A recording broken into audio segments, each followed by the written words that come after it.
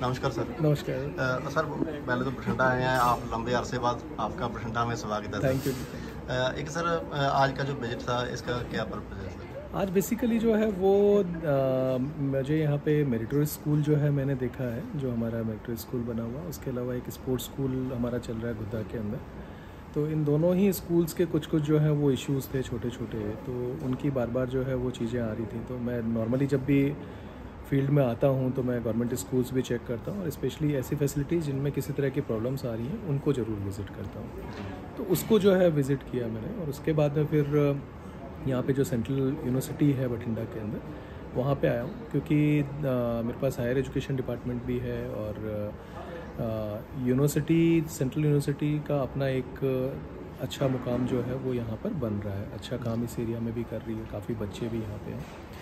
तो उसकी वजह से जो है मैं यहाँ आया कि यूनिवर्सिटी में क्या क्या एक्टिविटीज़ कर रही हैं, किस तरह की नई चीज़ें कर रही हैं, जिनको हम लोग भी जो है वो देख सकते हैं और आपस में एक दूसरे के साथ जो है वो लर्न कर सकते हैं। जैसे मुझे पता लगा कि यूनिवर्सिटी ने यहाँ बठिंडा एरिया के जो 7-8 बड़े इंस्टीट्यूशंस हैं हायर एजुकेशन के, उनके साथ आपस में कोलैबोरेट किया और एक दूसरे के साथ मिल के कुछ नए कोर्सेज भी ये इनिशिएट कर रहे हैं, which is a good thing. तो ऐसे ये कुछ नई लर्निंग मिलती है, मुझे कुछ नए इश्यूज़ पता लगे, उनके सॉल्यूशंस हम निकालेंगे। उसके अलावा कुछ नई चीज़ें सीखने को मिली है। या सर आप बीसी भी हैं यहाँ पे जी यूनिवर्सिटी जी के, जी। तो जहाँ से मतलब कुछ आपने देखा जो वहाँ पे हम इम्प्लीमेंट कर सकते देखिए, पंजाबी यूनिवर्सिटी हमारी काफ़ी पुरानी यूनिवर्सिटी है, और काफ़ी एस्टेब्लिश्ड है पूरी अभी, क्योंकि सेंट्रल यूनिवर्सिटी यहाँ पे नई बन रही है।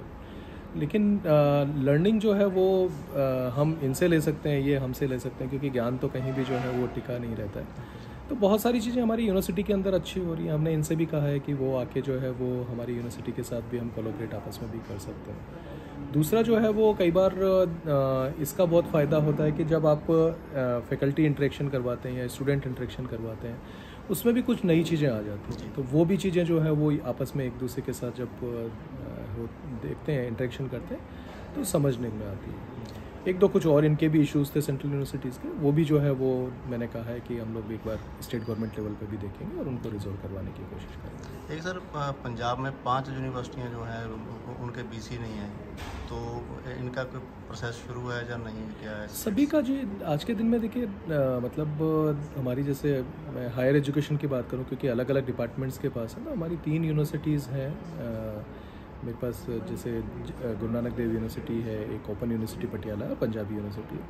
तो गुरु नानक देव यूनिवर्सिटी और ओपन यूनिवर्सिटी पटियाला के अंदर हमारे वाइस चांसलर्स हैं, उनका टर्म ख़त्म हो गया था, उनको एक्सटेंशंस दिए हुए हैं। सो वो वहाँ पे चल रहे हैं। नए वाइस चांसलर की जो सिलेक्शन है उसका प्रोसेस जो है चल रहा है। पंजाबी यूनिवर्सिटी में जो वीसी थे, उनका जो है टाइम जब ख़त्म हुआ, उनका टेन्योर ख़त्म हुआ, तो उसके बाद में उनको एक्सटेंशन नहीं मिला था, तो वो चार्ज मेरे पास है। उसका भी हमने सर्च एंड सिलेक्शन कमेटी करवा के और एप्लीकेशंस मांग लिए। प्रोसेस ऑन है, जल्दी ही जो है नए वीसीस लग जाएंगे। और स्कूलों की बात करें तो सर तकरीबन 50% जो स्कूल हैं वो विदाउट हेड हैं सर, हेडलेस चल रहे हैं। स्पेशली हमारे जो सीनियर सेकेंडरी और हाई स्कूल्स हैं, जहाँ पे प्रिंसिपल्स लगते हैं, उनके अंदर दिक्कत है, क्योंकि हमारा एक डायरेक्ट रिक्रूटमेंट के थ्रू जो है प्रिंसिपल्स बनना है 50%, और 50% जो है प्रमोशन से बनने हैं। डायरेक्ट रिक्रूटमेंट के जो प्रिंसिपल्स हैं, उनकी भर्ती जो है वो कुछ टाइम से रुकी हुई है। हम उसको रिजॉल्व करवाने की कोशिश कर रहे हैं, उसमें कुछ कोर्ट केस भी हैं। बाकी प्रमोशंस जो हैं वो हमारे जितनी प्रमोशन की पोस्टें बनती है वो सारी की सारी फुल हैं। तो अभी हमने ये किया है कि जो भी हमारी बड़ी स्कूल्स हैं जिनके अंदर नंबर ऑफ़ स्टूडेंट्स ज़्यादा हैं, उनको जो है वो हमने ये किया है कि प्रिंसिपल्स वहाँ पे हर हालत में रखेंगे। जो जिन स्कूल्स के अंदर नंबर ऑफ़ स्टूडेंट्स कम है, वहाँ के स्कूल का जो है एडिशनल चार्ज रिलेटिवली जो है वो नियर वाला जो प्रिंसिपल होगा उसको दे देंगे। तो इस तरह से ये रहेगा कि एटलीस्ट जो स्कूल्स बड़ी हैं, जहाँ बच्चे ज़्यादा हैं, उनके अंदर प्रिंसिपल ज़रूर रहें, और साथ में जो है वही प्रिंसिपल बगल वाले का देख लें। विल ट्राई कि जल्दी जो है डायरेक्ट रिक्रूटमेंट का भी हम लोग जो है रिजोल्यूशन ले आए। और कोई नया एक्सपेरिमेंट एजुकेशन में आप कर रहे हो? एजुकेशन में जी, तो पंजाब में तो काफ़ी सारा काम हो रहा है। स्कूल ऑफ एमिनेंस जो है हमारी बनी है, उनके अंदर काफ़ी सारे बच्चे आ रहे हैं। सर पोस्टें खाली हैं सर काफ़ी? नहीं, उनके अंदर भर रहे हैं जी। अभी हमारे लेक्चरर्स के प्रमोशन हो गए मास्टर कैडर से, तो उसमें भी जो है हम लोगों ने फर्स्ट प्रायोरिटी ही हम स्कूल ऑफ एमिनेंस को दे रहे हैं कि स्कूल ऑफ एमिनेंस को जो है वो सबसे पहले हम लोग उन पोस्टों को फिल करेंगे। क्योंकि देखिए, कहीं ना कहीं जो है वो ये समझने की ज़रूरत है कि नंबर ऑफ़ स्कूल्स हमारे पास बहुत ज़्यादा है, लेकिन फिर हम ये देखते हैं कि कहाँ हमारी प्राथमिकता ज़्यादा है। तो स्कूल ऑफ एमिनेंस का हो गया, उसके अलावा एक स्कूल ऑफ अप्लाइड लर्निंग्स हम बना रहे हैं जिनके अंदर वोकेशनल ट्रेनिंग्स हम लोग उनको कोर्सेज़ को शुरू कर रहे हैं।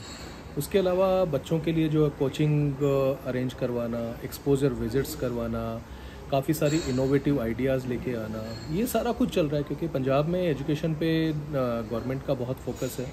और मुझे खुशी है इस बात की कि इस डिपार्टमेंट के अंदर सभी लोगों की तरफ से, टीचर्स की तरफ से, नॉन टीचिंग की तरफ से पूरा सहयोग मिलता है। वो भी कोशिश करते हैं कि बच्चों का फ्यूचर बेटर बने, उसके लिए वो अपना एफर्ट कर रहे हैं। एक सर आप मेरिटोरियस स्कूल में जाके हैं सर, वहाँ पे बच्चों की डिमांड भी थी कि जहाँ पे उनको मतलब PCS या IAS की ट्रेनिंग अभी से शुरू हो जाए, तो इसके लिए आपने देखिए, मैंने उनसे ये कहा था कि बच्चों को, क्योंकि 11-12 जो है वो अभी थोड़ी सी अर्ली स्टेज होती है, क्योंकि ग्रेजुएशन के बाद आप ये कम्पिटिटिव एग्ज़ाम्स दे पाते हो जो सिविल सर्विसेज में आने के हैं।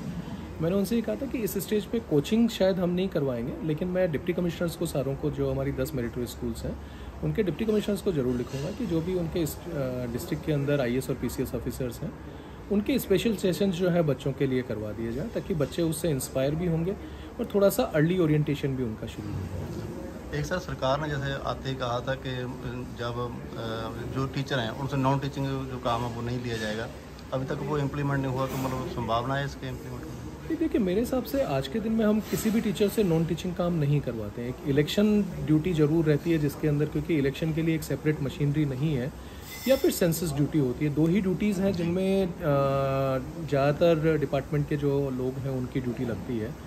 और सेंसस क्योंकि अभी जो है वो नई कंडक्ट होनी है, उसमें टाइम है, और इलेक्शंस जो है उनके अंदर लगती है। उसका कोई अगर अल्टरनेट मैकेनिज्म निकलेगा तो भी जो है वो होगा। अदरवाइज़ कुछ चीज़ें हैं जो मैंडेटरी हैं।